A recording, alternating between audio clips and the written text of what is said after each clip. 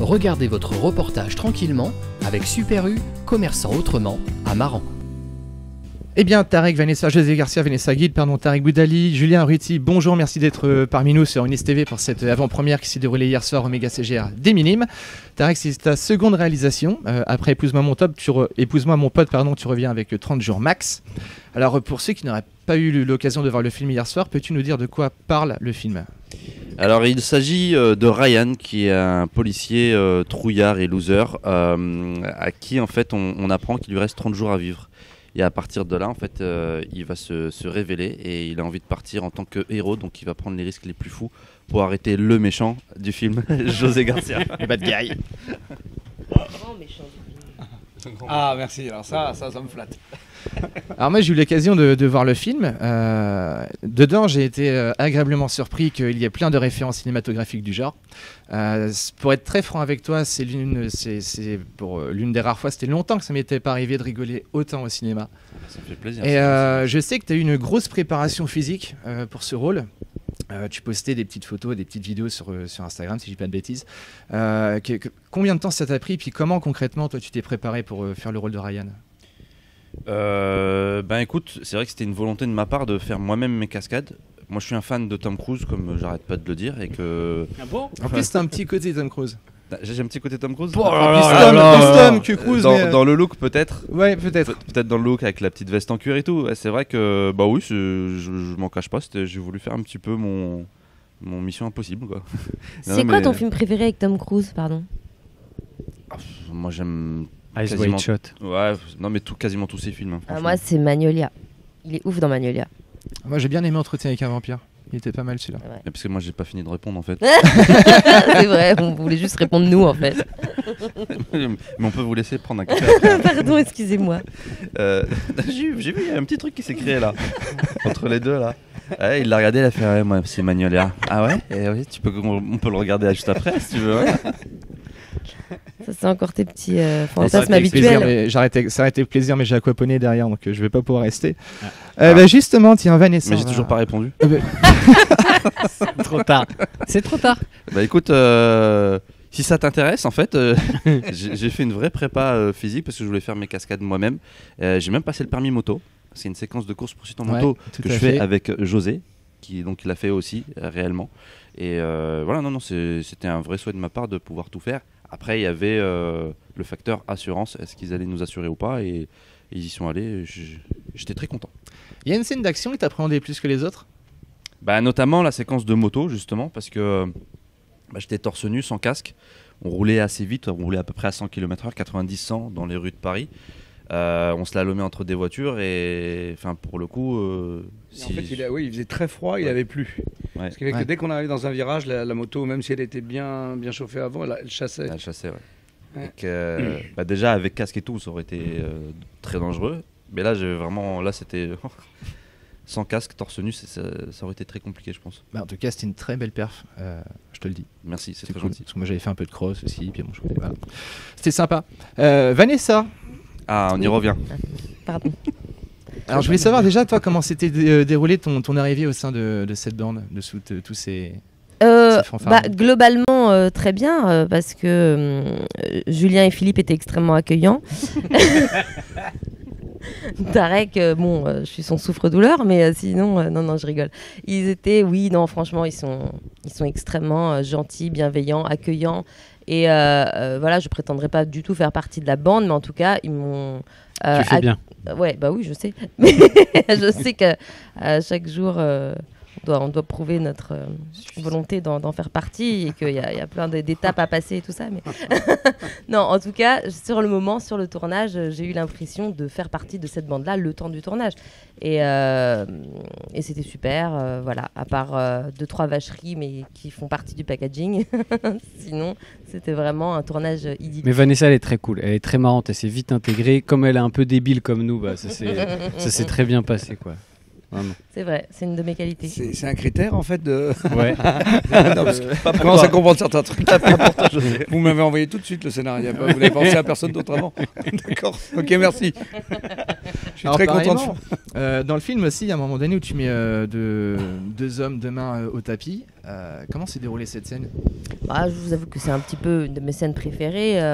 C'est jubilatoire de mettre à terre deux molosses 2 fois plus grands que moi à terre en 1 minute 30. Évidemment, ce sont des cascadeurs qui sont... Tu peux répéter de quoi ?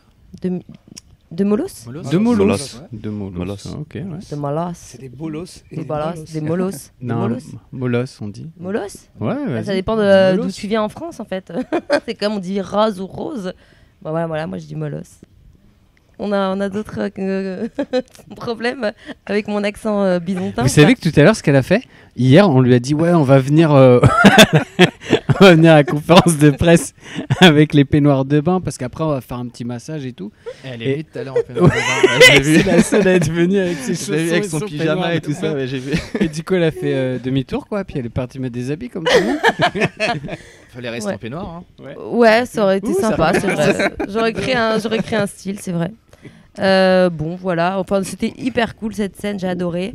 C'est formidable aussi de pouvoir jouer avec des vrais cascadeurs parce que c'est eux qui font tout le travail en vrai. Moi, j'apprends. Non, t'as bossé, franchement, t'as bossé aussi. Hein. J'apprends Après, une c'est petite vrai que, chorégraphie, mais si eux ils savent pas réceptionner, enfin, tu vois, ils savent réceptionner un coup comme personne. Donc, c'est pour ça aussi que la scène marche. Au début, vraiment j'avais bien. prévu une doublure, pour être tout à fait honnête. Mais elle m'a dit non, j'ai envie vraiment de la faire, etc. Et elle a appris très vite la choré. Et franchement, ça donne grave bien en fait. Ouais, carrément. José Garcia, toi, t'es le bad guy dans l'histoire, le méchant. Oui. Tu as dit, je cite, tout à l'heure on l'a entendu, t'avais lu le scénario et t'as envoyé un message à Tarek en disant mec, t'as écrit une comédie d'anthologie, grosso modo. Je voulais savoir qu'est-ce qui t'avait toi plu et attiré dans le scénario, justement. Et c'est l'ambition du projet. C'est vrai que Il avait bu. j'avais chargé la mule comme un lourd et ivre-mort en me réveillant, j'ai dit Bon, Tarek. moi aussi je vais appeler Tom Cruise. Lui qui fait 1m50 et il est pas mieux que moi. J'y suis allé. Non, mais ce que j'aime bien, c'est que c'est vrai que que ce soit Tarek ou Philippe Lachaud et tout ça, ils sont dans le contemporain. Ils sont pas dans un monde passé. Ils ont des ambitions qui sont des ambitions tout à fait louables de comédie-action, ce que j'adore, ce que je trouve très dommage qu'on n'en fasse pas plus dans le cinéma français, ou en tout cas qu'elle soit intégrée vraiment dans la vie d'aujourd'hui, quoi. Je veux dire, avec Tarek, quand il m'a dit on va faire une course-poursuite en moto. Et déjà ça généralement les gens disent ah bah oui mais alors vous savez des trucs en moto c'est compliqué et puis machin il a pas son permis, enfin il y a toujours un problème quoi. On a l'impression que dans le cinéma les mecs ils ont pas leur permis, ils peuvent pas se déplacer d'un point A à un point B, c'est assez frustrant. Et là j'ai trouvé qu'il y avait plein de choses qui étaient géniales. Je me suis dit bon, et puis après ça faisait longtemps que j'avais pas créé un personnage quoi, donc j'avais envie de créer un personnage vraiment bien barré comme je les aime. Depuis le Mac j'en avais pas fait et Tarek m'a fait la gentillesse de m'accorder justement, sa il y avait un confiance, petit quoi. côté. Ça m'a rappelé le Mac, en tout cas, ton personnage du Mac, ton interprétation. Oui, parce que dès que les mecs sont un peu plus dans la testostérone, t'es obligé de. Je peux pas travailler avec une petite voix. Et qu'est-ce qui est plaisant quand on joue un bad guy, justement ? Alors le bad guy aujourd'hui, c'est celui qui permet encore d'être assez tordu, facétieux, pouvoir faire des choses sans se faire trop allumer sur un réseau social.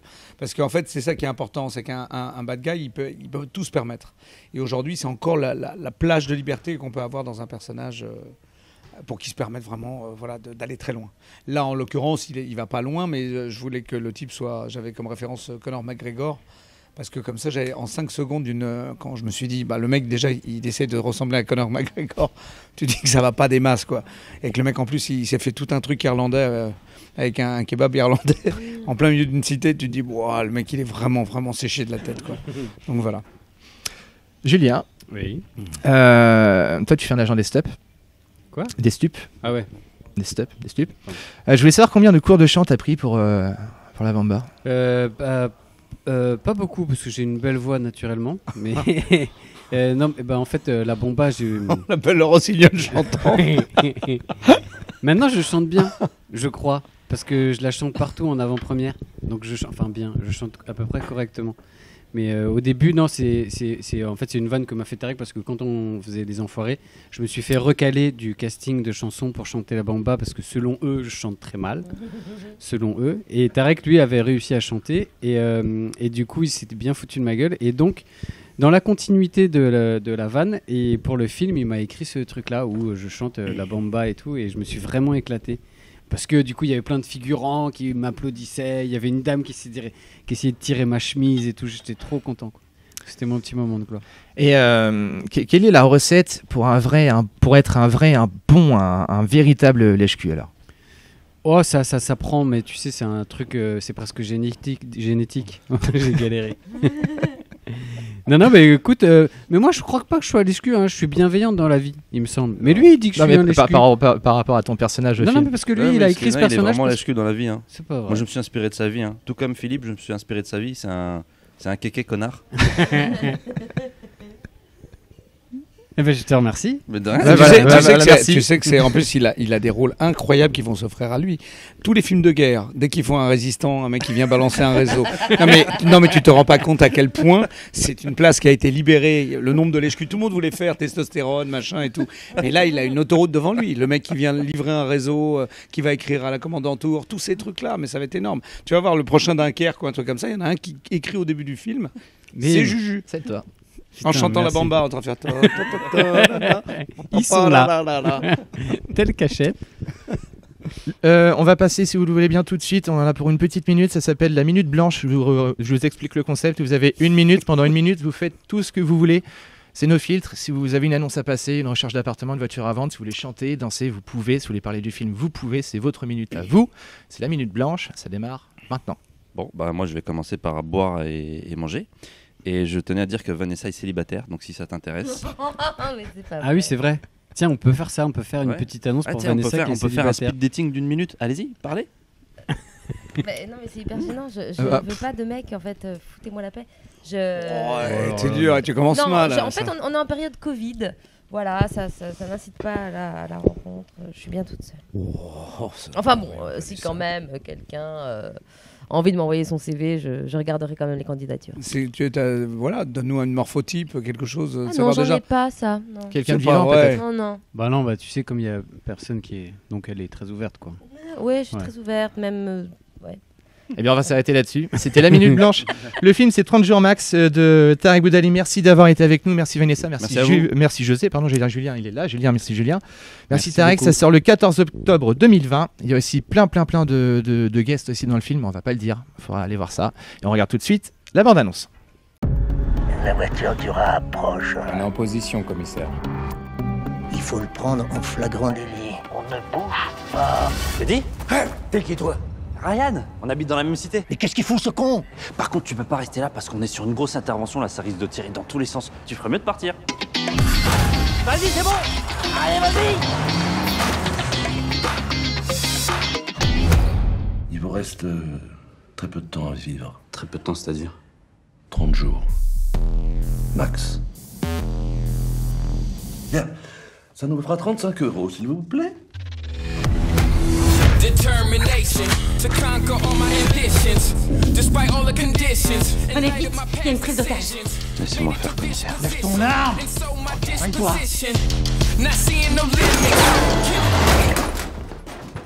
Je vais reprendre l'enquête sur le rat. On leur dire ça ? On a déjà une piste. L'adresse de sa nourrice. Encore de la paperasse. Ready to be